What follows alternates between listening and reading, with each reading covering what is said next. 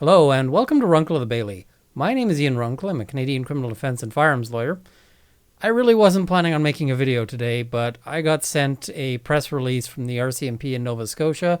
It's on their Facebook page, and this is going to be one of those videos, so let's get to it. On September 19th at 10:40 a.m., one man saw another man place a small child in the trunk of a vehicle at a strip mall in Yarmouth. The child was placed in the trunk and left there unattended while the man was inside a store. The man came out of the store a short time later and removed the child from the trunk and put her in the back seat of the car. The witness called police, and he confronted the man with a firearm he retrieved from his vehicle. He tried to keep the man from leaving with the child before police arrived, but was unsuccessful. The entire interaction was captured on surveillance video. Police arrested the witness for firearm offenses. Yep.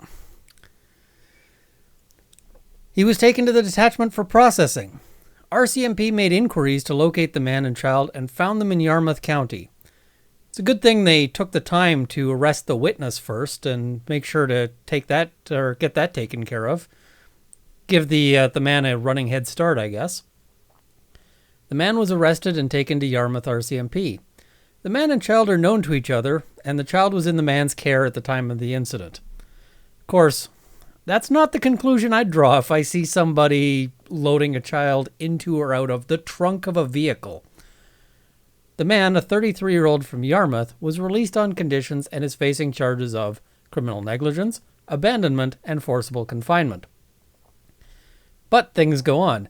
The witness, a 19-year-old man from Yarmouth, was released on conditions and is facing charges of careless use of a firearm, possession of a weapon for a dangerous purpose, which would be actually for purposes dangerous to the public peace, but that's neither here nor there. I guess I can't expect too much sort of accuracy in description here. Using a firearm in the commission of an offense. And this is a fun one because the mandatory minimum punishment on using a firearm in the commission of an offense is 1 year consecutive to any other sentence you get. A year in jail is what they're looking at throwing at this guy. That's the minimum if he's convicted on this one. Additional charges may follow.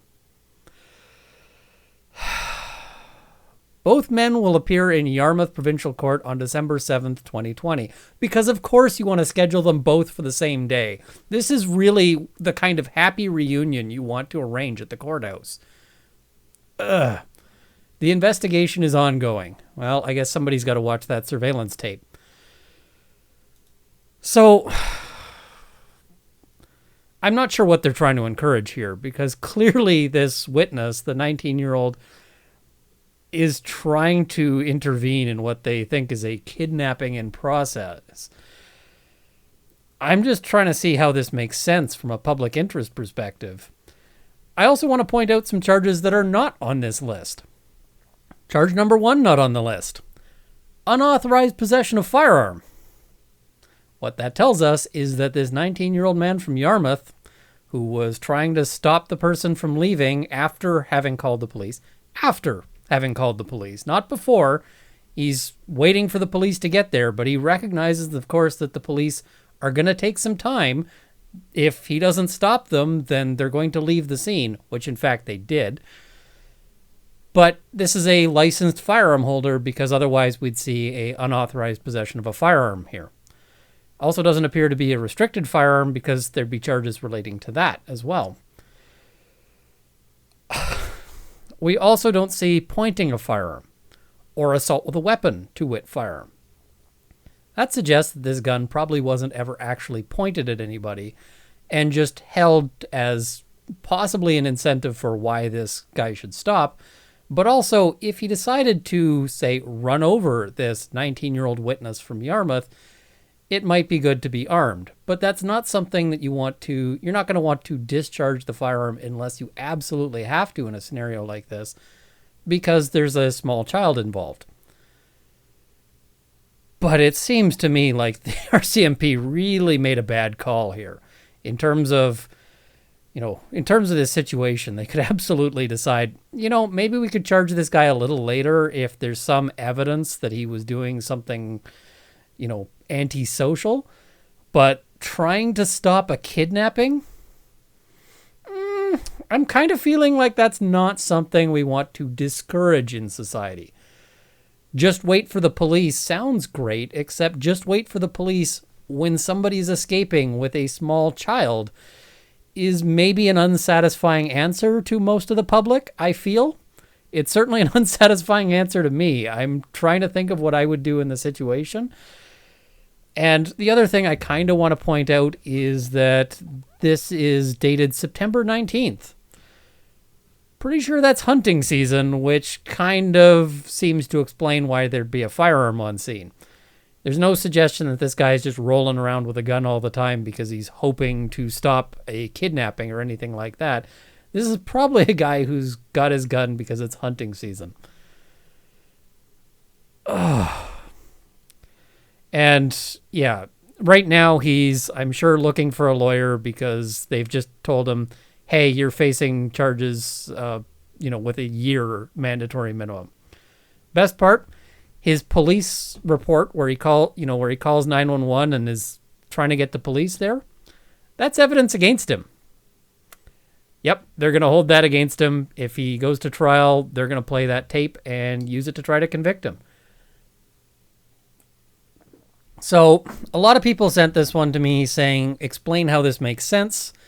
Tell me this isn't as bad as it looks. And to my mind, it's pretty bad. Sometimes you see these situations where there's sort of, there's two sides to things, and it's kind of obvious that one is way worse than the other. And it looks like the police, in not picking a side here, kind of have picked a side. I hope that this 19-year-old man from Yarmouth, who they haven't named at this point, but of course, because they've put out this story, I'm sure his name is going to end up leaked into the media. Well, not leaked into the media. We have open courts. The media is going to attend his court date. They're going to report on his name. Everyone's going to learn who he is. I'm hoping that the story ends up working to his favor rather than his detriment, because for the rest of his life, when he applies for a job and they plug his name into Google, this is going to come up. Yeah, I'm not happy with this one. It doesn't appear that at this stage they have any public interest in really going after this guy. I just don't see it. And if that, maybe they've got more evidence that they haven't put in, but you'd think they'd put it in the report here. Maybe there's going to be more in the surveillance video, but this report, the press release, just sounds really bad. Anyway, I thought I'd share that with you. I thought I'd offer my comments because a whole lot of people have asked me, what do you think about this one? I think it's pretty awful. Anyway, if you've enjoyed this, please like, share, and subscribe. Enjoy is probably the wrong word, but anyway, I do appreciate your viewership. I appreciate your support.